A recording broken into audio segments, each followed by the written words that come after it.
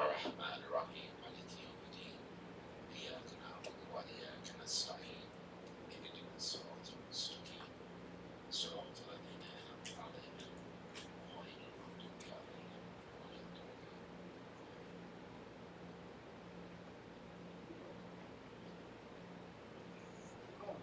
بسم الله الرحمن الرحيم الحمد لله رب العالمين.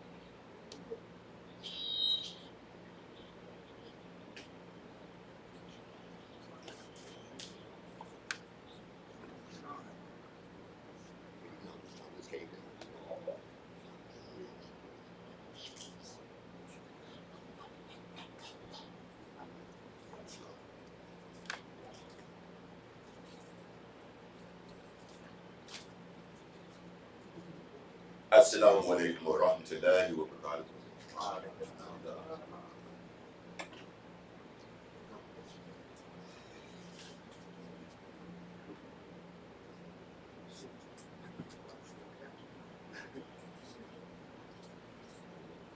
Allahu Akbar, Allahu Akbar, Allahu Akbar, Allahu Akbar. Ashhadu an la ilaha illallah. أشهد أن لا إله إلا الله. أشهد أن محمدا رسول الله. أشهد أن محمدا رسول الله. هيا الصلاة هيا على الصلاة هيا الفلاح هيا على الفلاح. الله أكبر الله أكبر لا إله إلا الله.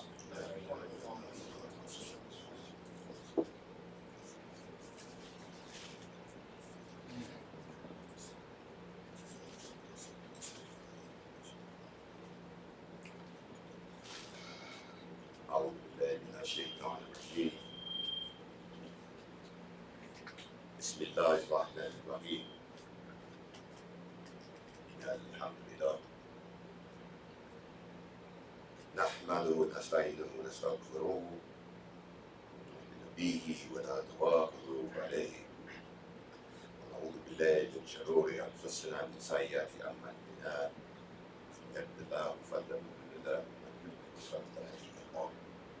أشهد أن لا إله إلا الله وحده لا شريك له وأشهد أن محمدا عبده ورسوله صلى الله عليه وسلم.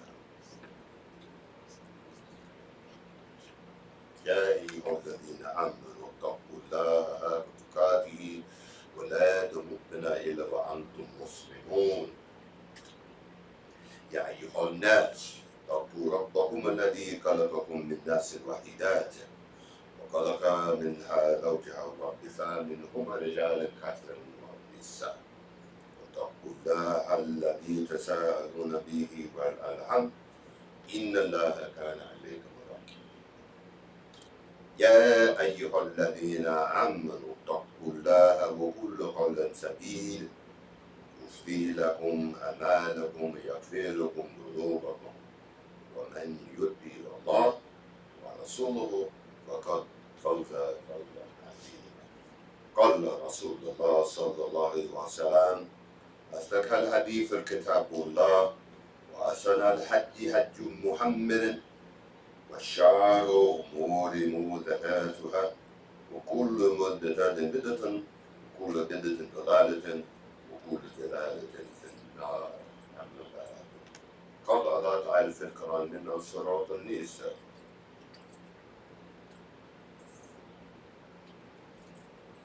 واتقوا الله الذي تساءلون به والأرحام إن الله كان عليكم رقيبا. And so we began by the mercy of Allah subhanahu wa ta'ala seeking refuge in Allah ta'ala from the curse of shaitan, rejected. In the name of Allah ta'ala, who is excessively compassionate and extremely merciful, and the praise belongs to Allah ta'ala. We praise Allah, we seek His aid, and we ask for His forgiveness.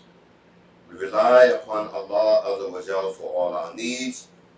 We seek refuge in Allah Ta'ala from the evil that is in our own selves and from the low desire to see the overwhelmers from time to time. So whomsoever Allah Azza wa Jalla guides, there's none who can mislead him. He or she whom Allah Ta'ala leads astray because of some choice, some decision that this individual has made, there's none who can lead him right. And I openly bear witness to the fact that there's no one and no thing worthy of worship except Allah Ta'ala. And I bear witness to the fact that Muhammad ibn Abdullah sallallahu alayhi wa sallam is indeed Allah Ta'ala's obedient servant and messenger. The Rasulullah sallallahu has reminded us that the most truthful speech is the speech of Allah, that the best of guidance is the guidance of Muhammad sallallahu alayhi wa sallam, and that the worst of matters are those newly invented matter. Every newly invented matter is an innovation. It is a heresy. It is a bid'ah. Every bid'ah is a misguidance or going astray. Every going astray leads to no place except but to the fire. Inshallah, we made an effort to read from, again, what we already had read, a portion of the first ayat in Surah An-Nisa, where Allah Ta'ala says what has been translated to mean, and have taqwa. Have taqwa of Allah Ta'ala, through whom you demand your mutual rights, and revere the wombs that bore you. Surely Allah Ta'ala is always watching over us. And so alhamdulillah for the opportunity to gather together and to praise Allah Ta'ala, to thank Allah Ta'ala, to glorify Allah Ta'ala together. And what I wanted to just suggest really came from the feelings that I usually, or that are usually conjured up, that I usually feel when I come to Jumu'ah. It is a feeling of belonging, it's a feeling brotherhood, not sisterhood, it's a feeling of family. And that's really what I wanted to emphasize very briefly, the importance of family. By now, many of you know that you're aware that, one of my day jobs is that, it includes, I'll just frame it, instruction, exchange of information on the collegiate level. A number of disciplines that I instruct, uh, made me aware of these ideas, sociology, criminology, social work, and a host of other areas that are within the social sciences. So I'm kind of, into that mode primarily because for me, once August runs around, all this is back to work. And so in all the disciplines that I've mentioned, the importance of family is always discussed.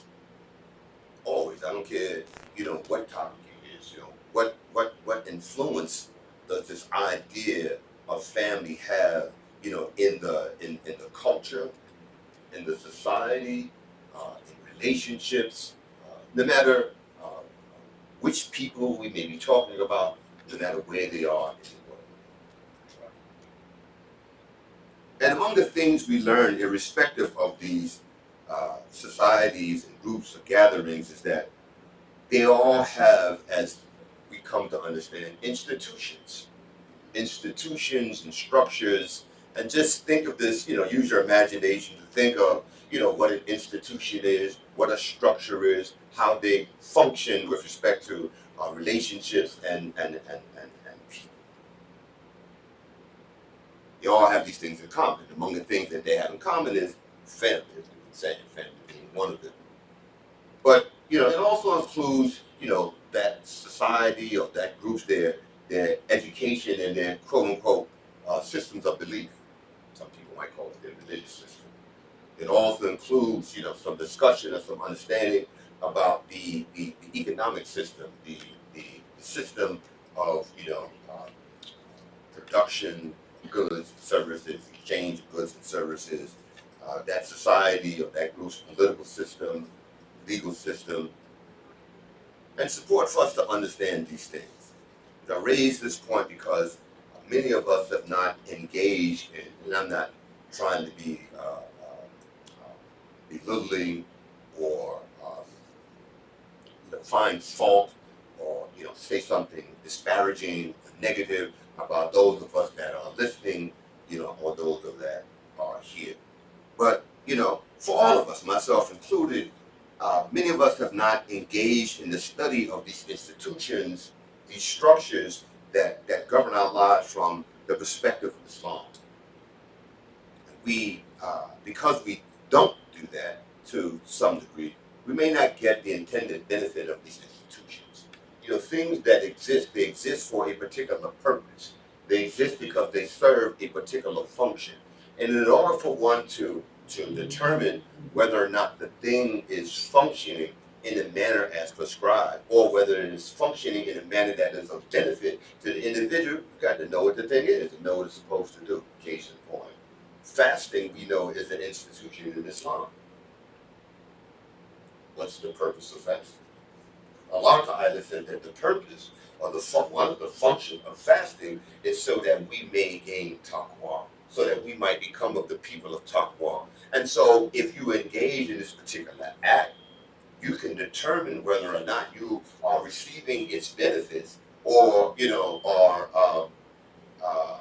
benefits in terms of what the thing is supposed to do based on your analysis of the degree to which you have increased your consciousness, your taqwa, your awareness, your being on guard against whatever it is that Allah Ta'ala has prohibited or encouraged. And so, we have to, understand that to a large degree, we lack knowledge about the thing, whatever it is we're talking about from an Islamic perspective. This information, I always try to distinguish between information and knowledge. Information is like, these books that are on the shelf. Knowledge, is what is actually practiced and demonstrated, because, the donkey got a lot of information with the ton of books that's carrying on his back. My flash drive got a lot of information, but I wouldn't accept a lot of that as knowledge because the flash drive ain't doing nothing. The donkey ain't doing nothing. And some of us, when you go to our home, we got a bunch of books on the shelf. But to some degree, when we ask ourselves to what degree are we, putting in practice, doing the things that are in those books, another question. And I'm not saying that again to be critical, because I understand, I don't care what study. Often, even information and behavior don't correlate. People know stuff, they assume to be true, but they don't act like it. Case in point, many of us used to smoke cigarettes. Some people still smoke cigarettes, and on every pack it says, "Yo, you do this is hazardous to yourself. I mean, to your health." Well, can't be talking about me. You understand what I'm saying? So people have information, but the information doesn't influence their behavior. It's not really knowledge; it's just information. And this is based on my research. This is a worldwide kind of phenomenon. So I'm just kind of putting that out there. So this knowledge of institutions that are common to all societies, in my opinion, is essential in our efforts to develop an Islamic identity. I say that because in a lot of our conversations with a lot of the khatibs, particularly Imam Talib in particular, we talk about this Islamic identity. How do we identify ourselves, or developing an Islamic identity? Feeling like one is, or knowing like one is a Muslim, just like there is an identity of being so-called a person of African descent. There's an identity of people, they identify as being Italian Americans or this, that, and the third.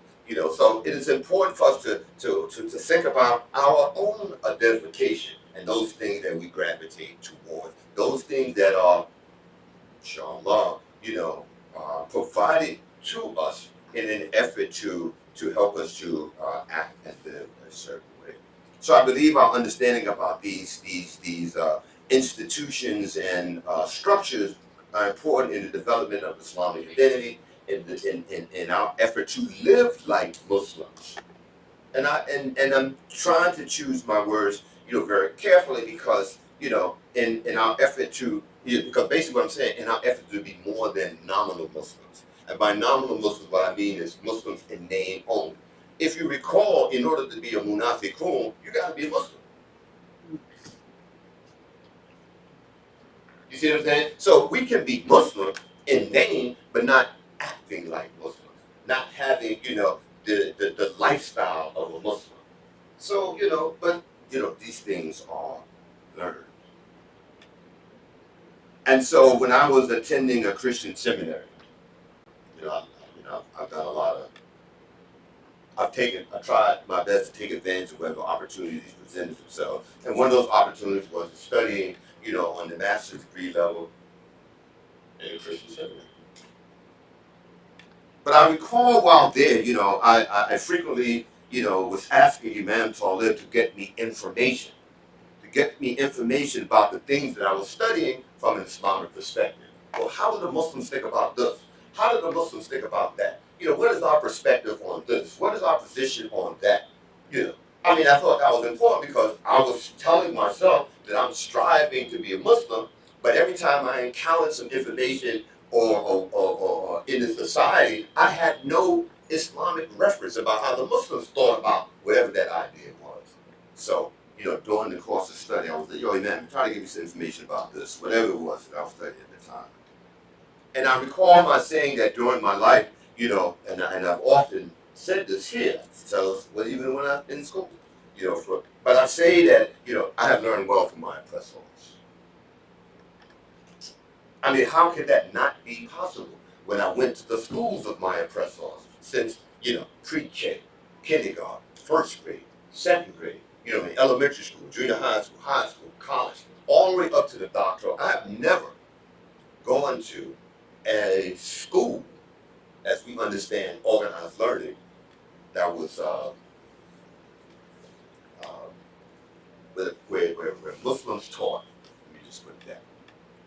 Where we were able to see the world and have our ideas formed in an organized way in a Muslim context. And I think that this is important. And so I continue to make mention of this period in my life, because to some degree it continues, so that each of us may begin to reflect upon our own educational experiences. All of us went to some school, even if you were schooled in the street, because I don't want to just restrict it to these buildings or these institutions, but like me, I learned in the street. Some of the things that were most important to me in my life, I learned from people that we used to call dope fiends. You know what I mean? Just because a person had a negative, habit or behavior, didn't mean that they were stupid. And so, I would sit at, the feet literally of some of these people that were often, considered to be the lowest of the low in society, and I would learn from them. You know, the truth is not the truth based on who's saying it. The truth is the truth because it's the truth. Anybody can tell you the truth. But often, the way we think about ourselves bars us from hearing, we've been listening to people that are actually telling us the truth. I don't want to beat that up too much, but so I continue to make mention of this because I'm as we all should constantly do, revisit or review or engage in some kind of analysis about our own education experiences, and to begin to think about the sources of our information and knowledge and how that information and knowledge has influenced who we have become. If you think about, you remember back in the days, Nation Islam thought you just say you are what you eat. We're all familiar with that, to some degree. But you also are what you ingest mentally, what you read, because, that's how I think about information. We have to ingest it. We have to take it in, And so I'm just making that same kind of reference. Hope that makes some sense. So I just throw this out there because we need to reflect upon this information and this knowledge and how it has influenced, who we have become, the way we think, the way we see the world, the way we live in the world. All the information, all the experiences that we have in life influence every moment thereafter. And I'm just saying that. And I say that primarily because Allah Ta'ala says this. And whoever seeks a deen, whoever seeks a way of life other than Islam, it will never be accepted from him or her. And in the hereafter, he or she will be one of the losers. And so, we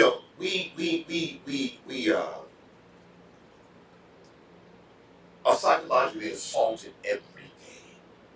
Every day we are being stimulated to some degree. Every day we are bombarded with information, even misinformation, even disinformation. We gotta, cipher through a lot of stuff in order to figure out what's real. And that was one of the reasons, a couple of months ago, maybe, when we gave the cookbook, we said that Allah Ta'ala, which is true, I'm saying this, Allah is al-Haq. Allah is the truth. And I'm saying that because, we got to constantly figure out what's real, what's right, what's this and that, you know what I'm saying? And ultimately, we are personally responsible for the decisions that we make. Can't blame anybody. We can't even blame the shaitan. As Allah Ta'ala said that on there will be a day when the shaitan will say, blame me not. But blame your own selves. So the things that we accept to be true, we accept to be true.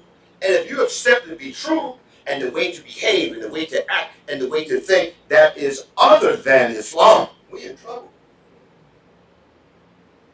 We're in trouble. This is no light matter because the Long Island says, it will never be accepted from him. We live in a society that is not promoting Islamic ideas. We live in a society that talks about the separation between what they call church and state. But basically what that is just, listen, put a law to stop here. Put the deen, put what Allah says aside. This is a secular environment. We've all been infected by that kind of thinking to such a degree that, we continue to engage, some of us, not all of us, in what I characterize as compartmentalization. Just like we used to do when we was Christian. With the church on Sunday, the rest of the week, we was doing whatever we was doing. To some degree, whatever we was learning, and I went to Sunday school too. After Sunday school was over, it was over. You know what I mean? And I just went and did what I did from or within these other environments. Compartmentalization. And so this ayah, encourages me to understand how I am to live. The Allah Ta'ala says, a way of life, the deen. That's how I'm supposed to live. Now, in order for me to live like this, I got to learn about it. But I'm telling you about the heavy influences of these non-Islamic or these un-Islamic ideas in my own thinking, in my own life. And how is that not possible? You can't send your children to the schools of your enemy and expect them to be educated to do things that is of benefit to you.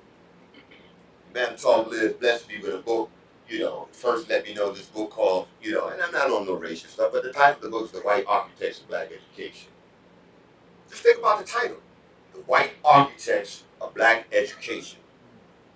Now, if you have someone designing a system of where information is transferred, they're providing that information to this particular population, not so much for the benefit of those people, but for themselves.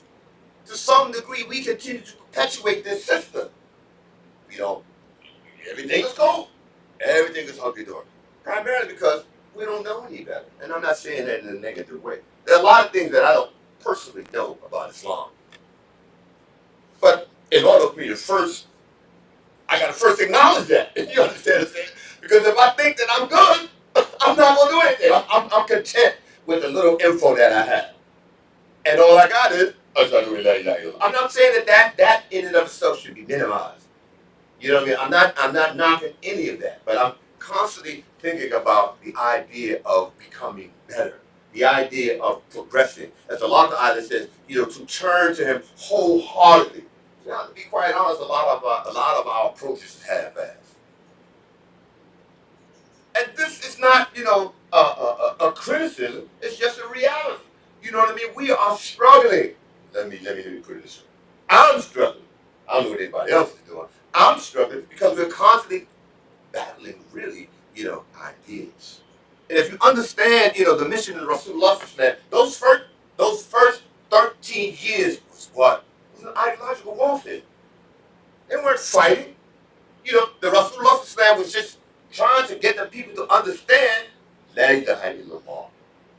In the midst of in the middle of an environment where they had 360 idols, 360 different ideas about the cosmology, about the world, about how things function in the universe, etc., etc., etc. 13 years. And that's why, I never claimed to fully understand the implications, the weight, the heaviness of just that one idea. La ilaha illallah. And how could we, when you know the hadith, the story, where it said the La ilaha illallah was in one scale, or the start of one scale, those old-time balances, and everything that had been created was in the other. The La ilaha illallah would outweigh those created things. Anybody recall that? So, that is a lot, to try to say, to understand. And that's why, and I'm encouraging people that when the Mu'adhin recites the adhan, to repeat after him. I didn't sound. This is the sunnah. When the Mu'adhin is reciting the adhan, repeat those words. Every opportunity that we have to build neurological pathways in our brain, we should do so. La ilaha illallah, la ilaha illallah, la ilaha illallah. Because we want that to be, you know what I mean, it is, we don't want it to be, it is the pillar around which everything that we do revolves. If you ain't got la ilaha illallah, whatever else you're doing ain't making no sense. We have to constantly rehearse it over and over and over and over again and pray, Ya Allah, let me die with that being on my breath. Let me die with that being the last thing. Not, oh, moms, I'm going to miss you. Oh, baby, you understand and saying, I love you, I'm on the way out. Tell the children I love them. No, because they will have to stand before Allah Ta'ala themselves. La ilaha illallah. I got to get that right. So, this ayat encourages me to understand how I am to live from an Islamic perspective and also lets me know that I got to get this right if I am to be successful in this life and the next. Remember, in the ayat Allah Ta'ala says, in the hereafter, he or she will be one of the losers. If we embrace, if we accept, a way of life other than Islam. Now, I'm not saying again that we should not study other things that are out there. For example, the example I have is Imam Ghazali. May Allah have mercy on his soul. He became a master of these other disciplines. So understand this, to master a discipline does not necessarily mean that you have to embrace it as being true. But in order to say that you don't like something, you got to know what it is that you don't like. Otherwise, you're just talking about what you feel. But what you feel don't mean nothing. What do you know? What do you know? You know what I mean? Because Allah Ta'ala don't tell you feel nothing about La ilaha illallah. He says no in Surah Muhammad. No. Don't feel this here. Know that there's none worthy to be served except Allah. Know that. And see, again, when we think about know this, then, the street tongue, act like you know. Because if you have some information and you're not acting upon that information, do you really know?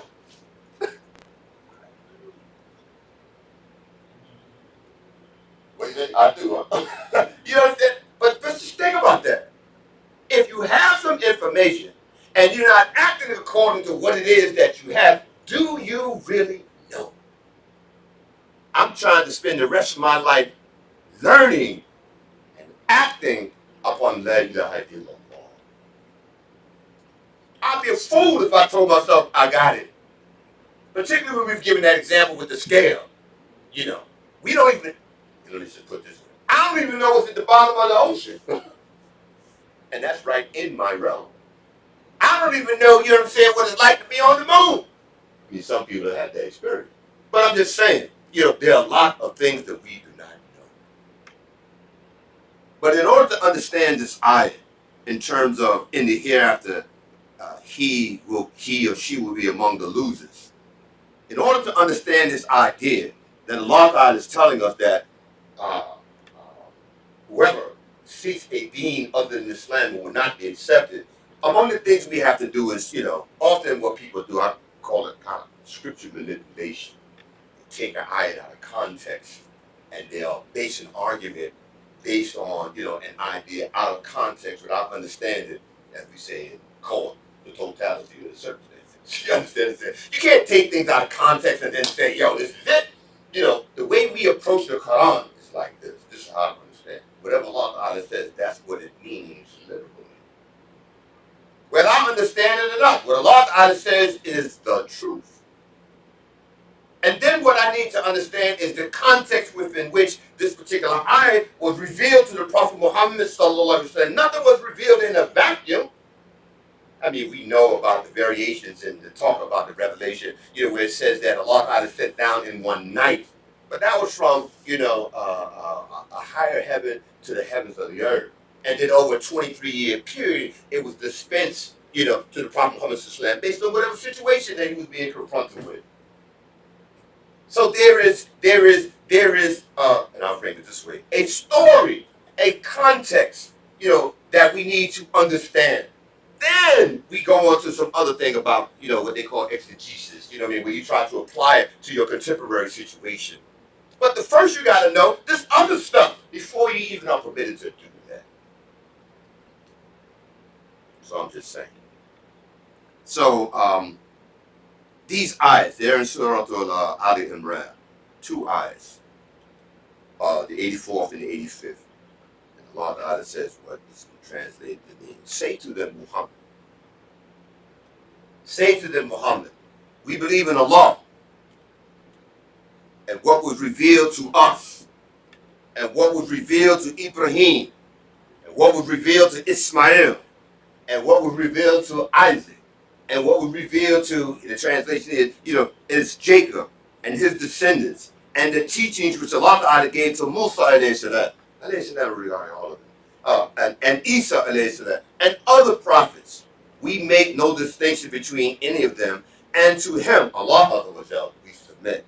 And whoever seeks a deen, This is the ayah preceding it. And whoever seeks a deen or a way of life other than Islam, it will never be accepted from him or her, and in the hereafter, he will be one of the losers. This, for me, puts this idea of Islam in a broader context. Because, in a lot of our conversations, we are told that Islam began with the Prophet Muhammad. That's not true.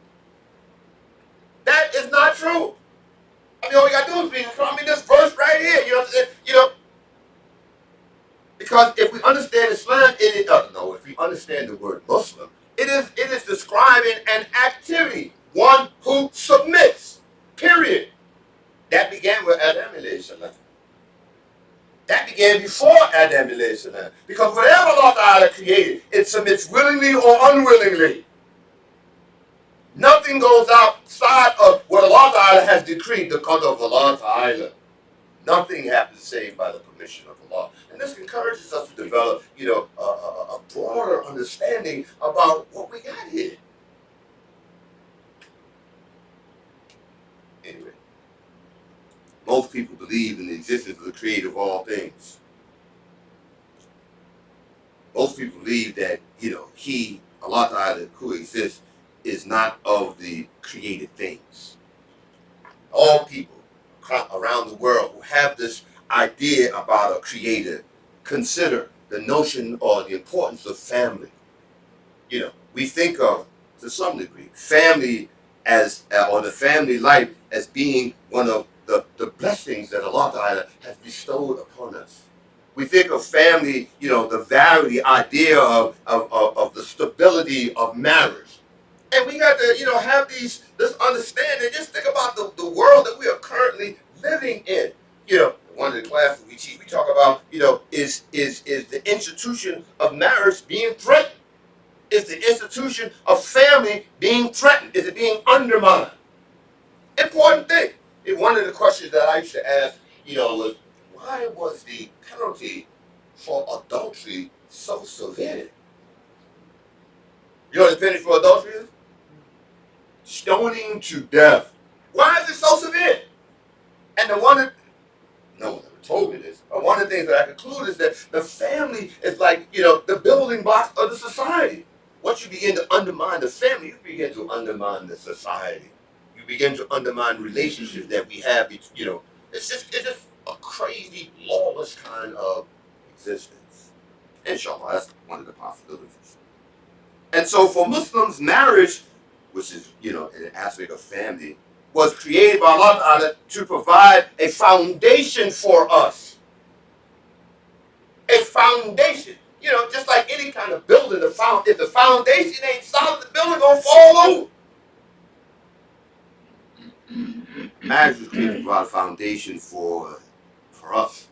And the whole of the society is a foundation for us individually and a foundation for our society. And my intention is not really to give any kind of lecture about family or, its functions, like I said, don't into this school stuff right now, But merely to suggest that as Muslims, we need to understand the importance of and values related to every social institution from an Islamic perspective. And this is a necessity. This is necessary if we are to fulfill our duty and responsibility to be defenders of the faith. To be defenders of Islam rather than being defenders of kufr. That's how it's going to go down. Either we're going to defend and propagate and promote our way of life, or we're not. Either you're going to be Hezbollah or Hezbollah Shaitan. The party of Allah or the party of Shaitan. There is no gray area. Anyway. And so we are in very dangerous times. And I'm just trying to talk simple. But the reality is we are living in some dangerous times. I don't know, one thing I like to listen to the news. Because, I got to figure out what's going on. And we got to be careful, even the news that we listen to. Listen to more than one news station. Read. A lot of us don't read anymore. We just locked in the screen. Whether it's the screen up there, the screen right here, you know what I'm saying? We're just being told what's happening. We're not reading, analyzing, and thinking. We ain't doing none of that. And the reason why I'm encouraging this is because public perception is created. It's created. You know, who tells us what's going on in Ukraine? You know, what notion do we get about what's going on in Afghanistan? Where do we get ideas about what's going on in Saudi Arabia, or what we do and do not know about what's going on the continent of Africa? We get that from the news. We get whatever we're thinking primarily from some source. And often what we don't do is we don't check the source. You know, because the truth is more likely to be collaborated from independent sources. If I'm talking to Sam over here and he tells me something, and I go and talk to Bob and James and Joe, and they're all saying the same thing, for me, that increases the likelihood that what I'm hearing is actually true. But if I'm just listening to Bob, that's all I got. Anyway. So we are in very dangerous times. Or as Imam likes to say, you know, we are, he says that we're living in prophetic times. I'm trying to understand that. You know, the notion of prophecy. You know, where, you know, we believe in Nostradamus. What is that guy's name? Nostradamus. You know what I'm saying? But the Rasulullah and Allah has told us what is to come. We in those times. We're in those times. You know what I mean? And one of the things that, you know, is evidenced by talk of same-sex marriage. My goodness, this is crazy. I mean, you know, just think of the implications of this particular policy. If this was promoted on a grand scale, how would we continue to exist? How would the notion of family, you know, from this perspective, I mean, what is that? Anyway, gay marriage, same-sex marriage, homosexuality, and similar issues in the society that we need to be concerned about. Because, I don't know if you know, but you had some Muslims running around talking about they was homosexuals. You understand what I'm saying? I mean, come on now. You know, we are, you know, subject to the same social pathologies as anybody else living in this particular society. We got to know what the heck is going on. You know, so that we can say, now, from an Islamic perspective, that ain't cool. But if you don't know what the Islamic perspective is, well, your law is correct. So in fact, even this idea of homosexuality, and I'm just jumping on this because I think it's one of the easier things to digest. You know what I'm saying? You know, the homosexuality is strictly forbidden in Islam. Period. There's no exception. Unlike if you're hungry and you ain't got no food, you can eat your pork chop. You know what I'm saying? But there's no exception about the homosexual joint. No exception. So we have to completely reject this particular idea and anything associated with it. I learned a lot of stuff in this gym. I ran into a dude from Palestine, and he helped me understand, you know, I don't know if you ever heard of the Dead Sea. He said, yo, you know what the Dead Sea is? He said it is an everlasting memorial of Allah Ta'ala's displeasure with, you know, homosexuality. That was where Solomon and Gomorrah was. And as you know from the stories, Allah Ta'ala rained down stones of fire. Everything in the Dead Sea is dead. The Dead Sea is dead. It is dead. It is so dead that the fat dude can get in there and float. You understand? That's how dead the Dead Sea is. And I never forgot that. We hear about, you know, Solomon and Gomorrah in the scriptures that we read. But, I mean, for me, that was like an everlasting memorial. Allah Ta'ala's displeasure for those who begin to investigate, you know, what's going on. That for me was a verification. It's dead. And so, that's what we're trying to do. You know, these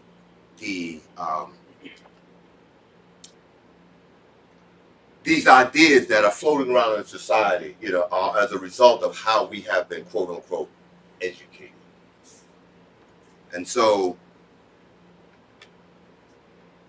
I don't know, the story of Lut, repeated over and over in the Quran, should help us understand, how, among other things, this particular behavior is crazy. But let me just say this, particularly for, I know a lot of people out here are professionals, we interact with a lot of people in the world that may not be of the same, whatever, culture, background, whatever. So we don't discriminate against people because they're gays and homosexuals. Again, I remember, in this agenda, I ran into a dude that was a female impersonator before he came to prison. You know what I mean? And when he got to prison, because the people discovered that he wasn't really what he pretended to be, he got mad and burned down the house. You understand what I'm saying? You know what I'm saying? But he was a female impersonator. Long story short, he wanted to become Muslim.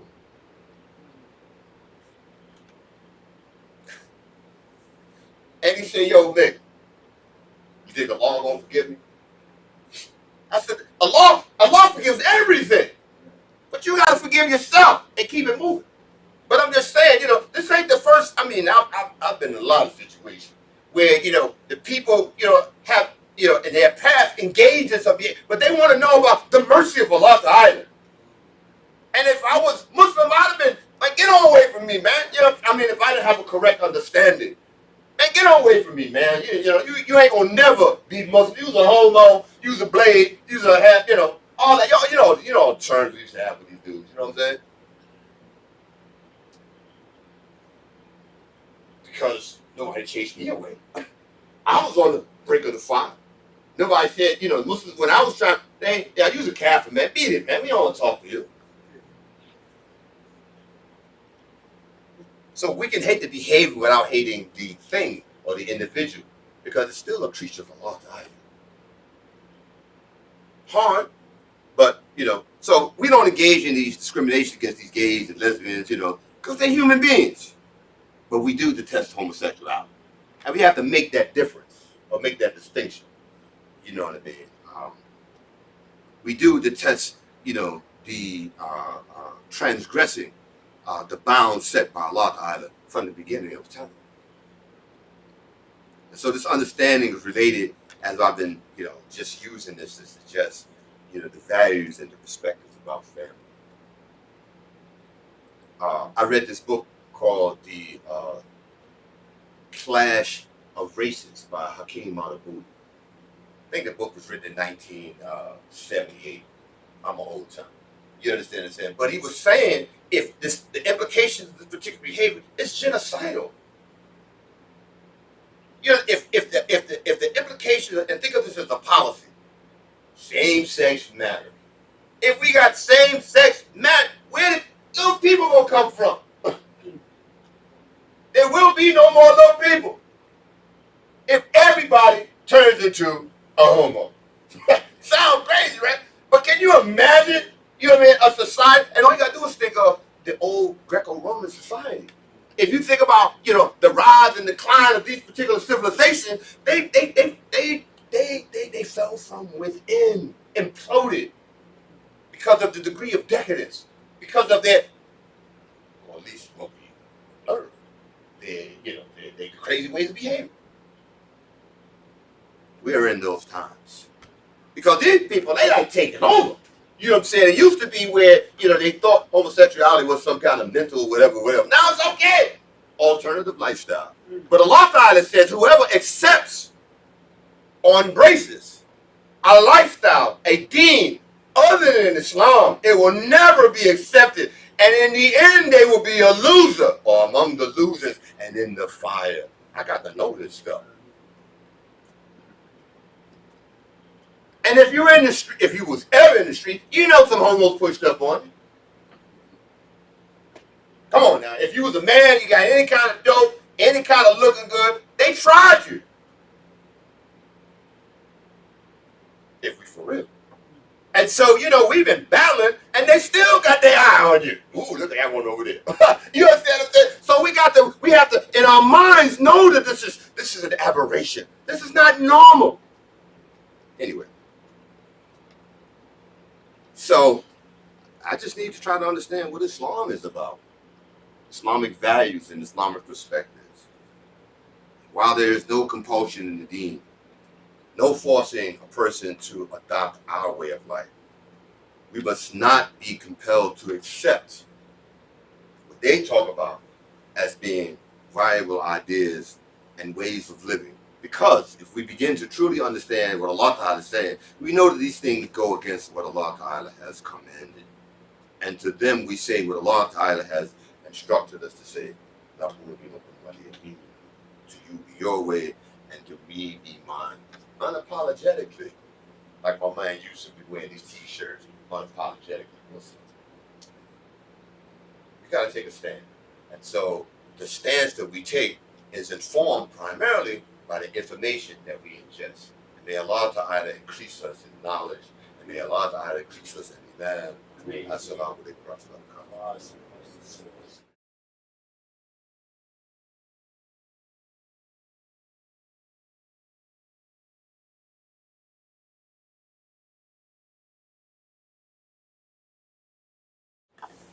أعوذ بالله من الشيطان الرجيم بسم الله الرحمن الرحيم الحمد لله رب العالمين الحمد لله الذي خلق السماوات والأرض وجعل الظلمات والنور ثم الذين كفروا بربهم يعدلون أشهد أن لا إله إلا الله وحده لا شريك له ونشهد أن محمدا عبده ورسوله صلى الله عليه وسلم اللهم صل على سيدنا محمد وعلى آله الحمد لله رب العالمين.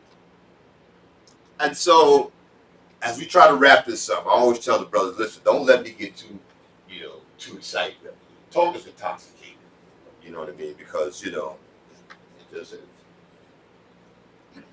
But what I want us to reflect upon, again, is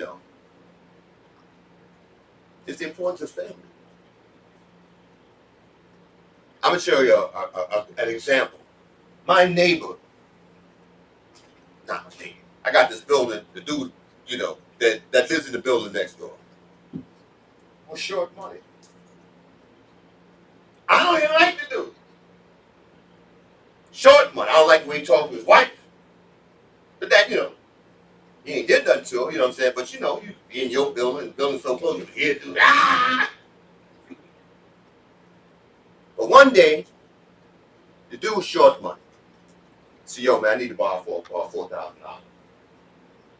You want to borrow $4,000? She said, yeah. My, he had one of these SUV big joint, blew up on it, blew the engine, ain't put, what is that oil in it, you don't put oil in the engine gonna blow. I said, all right, man, you know what I'm saying, I'm gonna go get that for you. In my mind, I don't like this dude, but what I do like the fact is that he's a family man. He still lives with his wife. They've been together for I don't know how many years. Still got the daughter. They still there. You know what I'm saying? And I knew he needed that for the family. Just, I'm pay you back. Okay, cool. Eventually, they pay me back. Still owe me $300. You know what I'm saying? But I ain't saying nothing. You know what I mean? You know what I'm saying? But the idea was that, and I see all the men when they and they bring their children.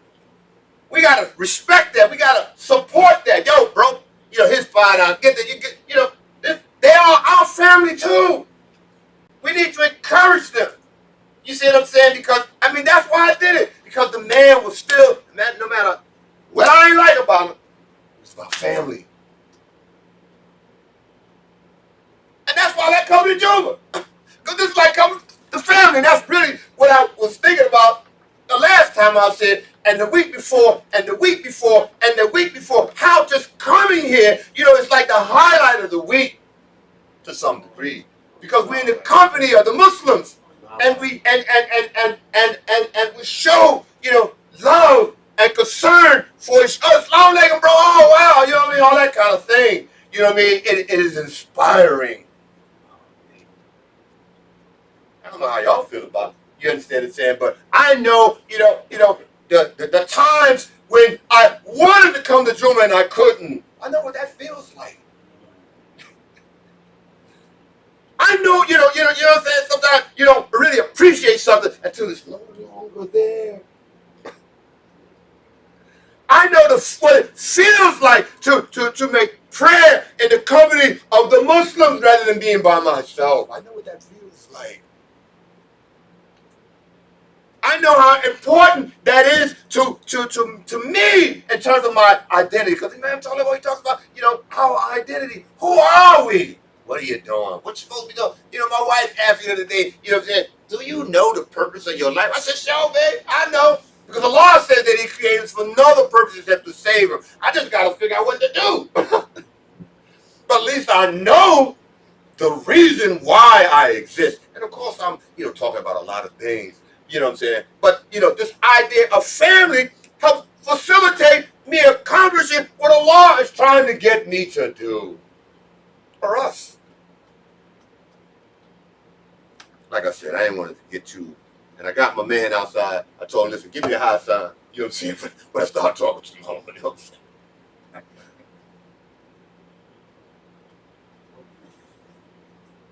And have taqwa of Allah Ta'ala, through whom you demand your mutual rights.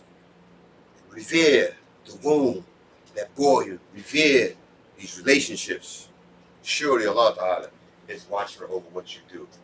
And one of the other reasons of raising this event because we about to have Family Day. We about to have Family Day. Where we just go eat and laugh and and think about. But in your own home, how many of us, like the old school, sit down at the table and eat with family? How many, we always used to do that. Be home by a certain time. We all sat around and we ate together.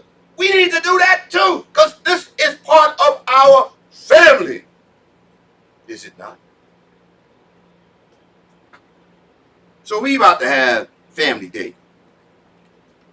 And families are considered to be the heart of every Muslim community. One of the ideas that is formed, if I'm not mistaken, Ma'am Talib is over here.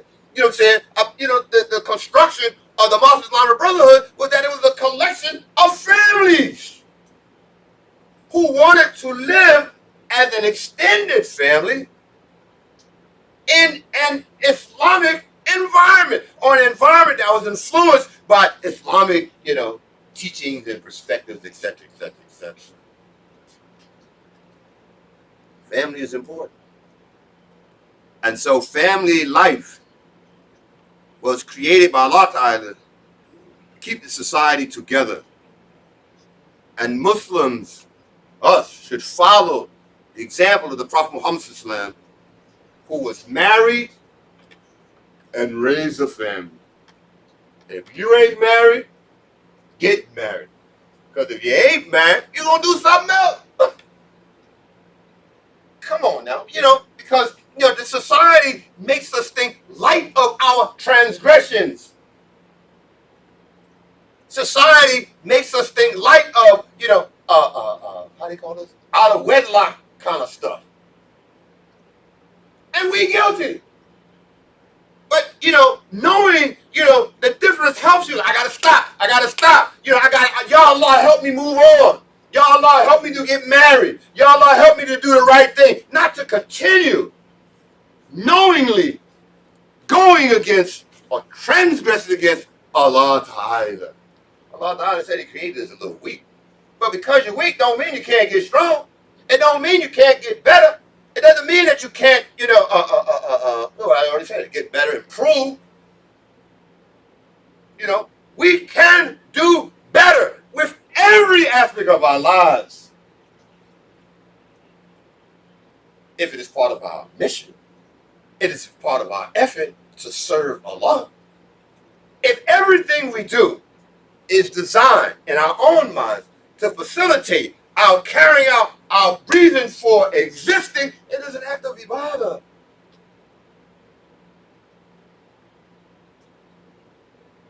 Anyway, so we prepare for Family Day.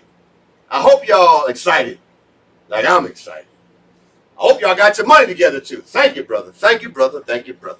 You see what I'm saying? Because I love to see the families. I love to see the little people. I have a high regard and respect for the fathers and the mothers. We ought to do that for each other. Anyways, so the traditional Muslim family is like an extended family. This is also part of the quote-unquote, traditions of people of African descent. This idea of, because I asked the students, so what does the ideal family look like? They talk about the mother, the father, the son, the daughter, and the dog. Come on, man. When you think about that's the way we never were. That's not us. There was a point in time in our existence, our recent experience, where we didn't even know who our mothers and fathers were. That's why back in the day, everybody was brother, sister, cousin. Dude, that was, your good friend was your cousin. All the old ladies was auntie somebody, Uncle Bob. We were family. And the community and the way we interacted reflected that. You didn't see the wanton violence. You didn't see the just unimaginable disrespect that the women are forced to endure. You didn't see that. My mom used to come down the street, block full of dope fiends. I didn't know. You need to help with the bags, miss? What happened to that experience? Anyway, I got to wrap this up. And I make mention of this extended family so we can extend out. This is just, when you think about how family composition, we got to expand our understanding about that. Because the notion of family, even, we got Facebook fam. You know what I'm saying? Dudes in the gang is fam. You know what I'm saying? All these ideas of family, we need to explore them and distinguish those ideas from, what we're supposed to be about. And I know I'm running this into the ground, but I say this because it includes the parents, it includes the children, it includes the grandparents, it includes, our elders. Most Muslims believe, that the extended family means, greater stability. You know what I mean? Because we support each other. You know what I mean? It encourages us, to develop this notion of continuity. We're passing things on. And I like that for y'all to think about generational wealth. We need some dough too. Instead of saying, and that's why a lot of communities have problems because they ain't nothing to pass on. And that was by design. Don't remember I said, what I'm saying? We talking about all kinds of institutions, the economic institutions. We got to get some dough too, Love and support for each other. And so in the context of family, we find protection. We find nurturing of all members of the group, the young and the old. Unlike other societies, there's real caring for our elders. Imam told him always gets up here, look out for this brother. Make dua for this guy. Make dua for this guy. Make dua for this wife. Make dua for this. Family! And we won't make the mistake. We won't make the mistake of relegating our seniors to some old folks' home. Like we send elephants out to pasture, go out and die by yourself. We can't live like that. We have an obligation to those who had an obligation to us. In Islam, obligations are reciprocal. You know what I'm saying?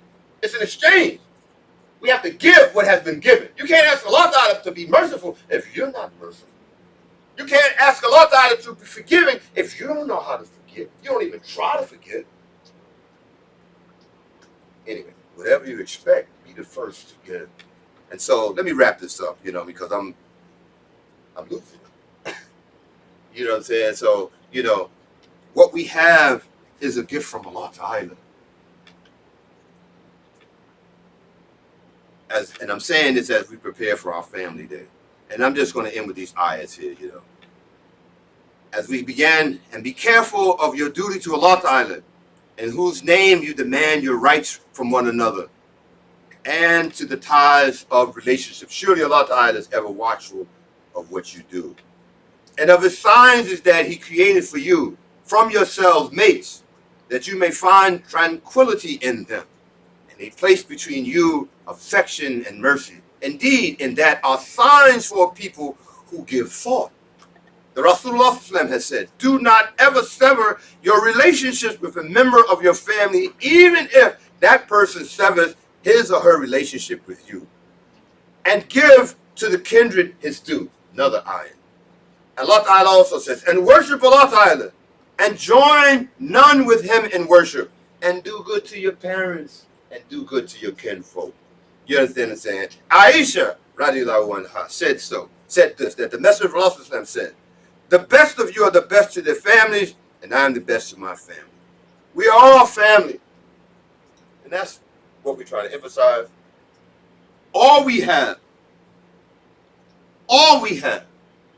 by the mercy of Allah Ta'ala, is each other. We need to value that. Let us value that relationship and do all that we can to protect it. Your honor, your property, your life is sacred to me. And it should be, you should feel that way about me. Because if I see you in trouble, I'm coming. Because you're my Muslim brother. You're my Muslim sister. I'm coming. That's my duty. Without hesitation. That's what we learned. That's how we should live in this agenda. You know what I'm saying? Oh, Allahu Akbar. That means come on, y'all. It's about to go down. You understand? But we were ready to offer ourselves for each other. We got to resurrect that feeling. And so in the end, let me just say this. Let us value this relationship. Support our gathering, the family day. Support our gathering with your presence. But also support our gathering with your money. Because we need money to eat. You know what I'm saying? We not getting food from the halal truck. We gonna eat. Food costs money. Please bring your money. And may Allah Ta'ala have mercy on our souls and forgive us of our sins. And give us the good things of this life and the good things of the next. And save us from the fire.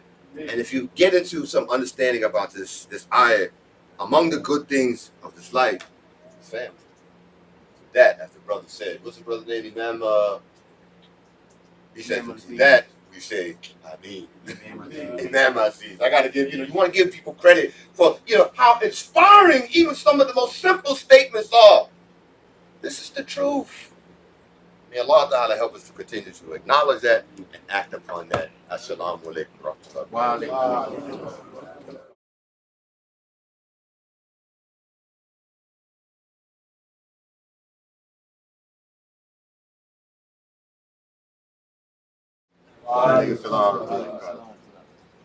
Once again, before we pray, please bear with us for a few minutes for today's announcements. First, as always, we want to thank Allah for today's khutbah, delivered by our acting Imam, Dr. Mikail Deveaux. May Allah reward him for his efforts. As we have been saying for the last few weeks, the current New York City Department of Health COVID alert status remains orange in Harlem. So our decision at the moment is to remain closed for other in-person congregate activities, but remain open for Salat al-Jumu'ah. Our master capacity standards for worship continue to be in effect and are posted at the Musalla entrances. As we say every week, please do not linger in the indoor areas after the Salah, and we thank you for your patience. Please continue to make dua for all of our brothers and sisters who are in hospitals, nursing care facilities, and those that are home ill and those healing and recovering. This includes our senior Imam, Imam Talib Abdul Rashid, who continues to recover from illness, our board chairman, Hisham Tawfiq, and brother Yusuf Abdul Salam and his wife Latifa. Please give your attention now to the acting Imam, Dr. Mikail Deveaux, who has an announcement and will speak again about the end of the summer Family Day event, which is 2 weeks from tomorrow. Ain't no more to be said. Get that money, get that food, we out. Alhamdulillah. And as always, we remind everyone to give generously to the Sadaqah. This can be done by sending a text to 347-973-4352. That number again, 347-973-4352. And lastly, for those watching our live stream broadcast, we encourage you now to pray Salat al-Zuhr at home as we pray Salat al-Jumu'ah here at the masjid. Assalamu alaikum.